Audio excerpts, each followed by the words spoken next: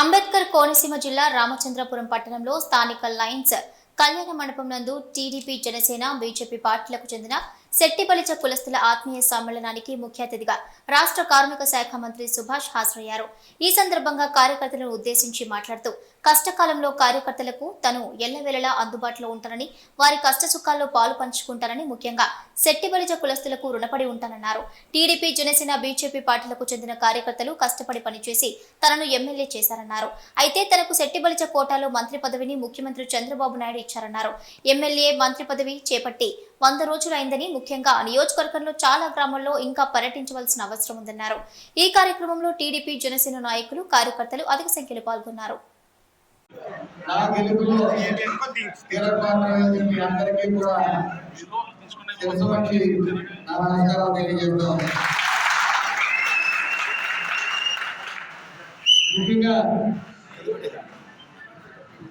నేను గెలిచి 3 నెలలు అయినప్పటికీ వెంటనే నా కార్మిక శాఖ మంత్రి అవడం, అలాగే ఈ క్యాబినెట్ మీటింగ్ల వల్ల కానీ, అదేవిధంగా ఈ ఫ్యాక్టరీలో ఇంచుమించు 4-5 దురదృష్టకర సంఘటనలు జరగడం వల్ల కానీ, ఈ వరద ప్రభావం, వరద అలాగే వర్షాల వల్ల కానీ ఎక్కువ సమయం కాన్స్టిట్యున్సీలో ఉండలేకపోయాను, మీ అందరినీ కలుసుకోలేకపోయాను. ఈ లోపులోనే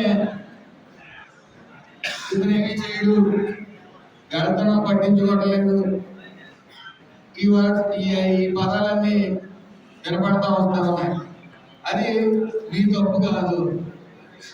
ఎందుకంటే గతంలో మీరు చాలా మంది నాయకులు పట్టించుకున్నాం, గెలిచినప్పటికీ మీకు సాయం చేయకపోగా మీ మీద రౌడీ షీట్లు, కేసులు కూడా పెట్టడం జరిగింది. మీరు ఆ దెబ్బ తగిలింది, ఆ దెబ్బ మీకు నిరంతరం పొరలో తిరుగుతుంది. కాబట్టి ఈరోజు 3 నెలలైనా మిమ్మల్ని కలుసుకోవడం వల్ల అందరిలాంటి మీరు భావించవచ్చు, తప్పలేదు. కానీ సమయం మాత్రం నాకు ఎక్కడ కుదరలేదు. ఇక్కడికే కాదు, ఎక్కడికి ఏ గ్రామానికి కూడా నేను చూపుగా తిరగలేదు. అలాగే ఈ అధికారులు కూడా మారవలసి ఉంది.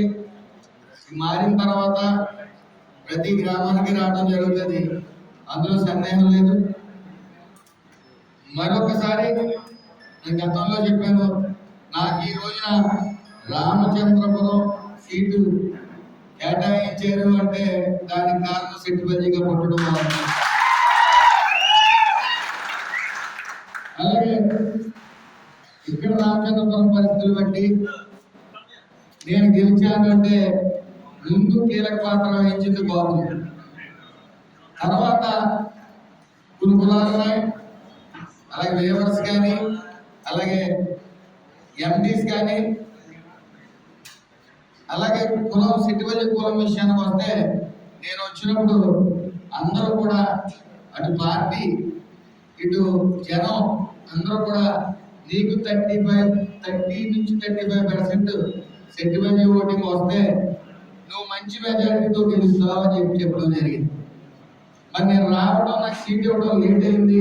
అప్పటికే చాలా మంది సంఘీయులు మాట ఇచ్చి ఏదైతే అవతల ప్రత్యేకున్నారో అతనికి మాట ఇవ్వడం వల్ల రాలేకపోయి కొంతమంది, మరి అవన్నీ లెక్క చేయకుండా నా వెనక వచ్చిన వాళ్ళు చాలా మంది ఉన్నారు.